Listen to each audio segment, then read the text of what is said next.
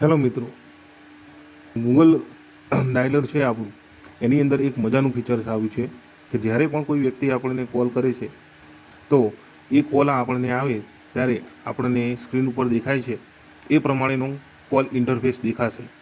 તો આ પ્રમાણેનું જો કોલ ઇન્ટરફેસ તમારે પણ તમારા ગૂગલ ડાયલરમાંથી સેટ કરવું હોય કોઈ નંબર ઉપર તો કઈ રીતે કરશું એની આજે આપણે સંપૂર્ણ વિગત મેળવીએ અને એ રીતે તમે પણ તમારા આવનારા કોલને ઇનકમિંગ કોલને ઇન્ટરેસ્ટિંગ બનાવી શકો છો.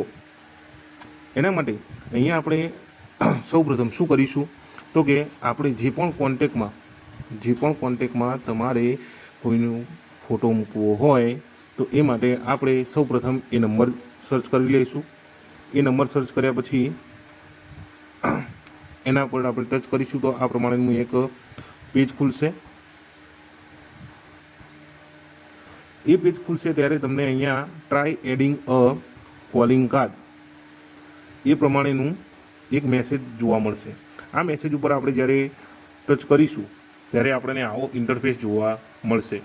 અહીંયા આપણે શું કરશું, નીચે તમે જોઈ શકો છો 3 ઓપ્શન છે, કેમેરામાં, ગેલેરી અને ગૂગલ ફોટો. તો આપણે અહીંયાથી ગેલેરીમાં ઓપ્શન પર ક્લિક કરીશું.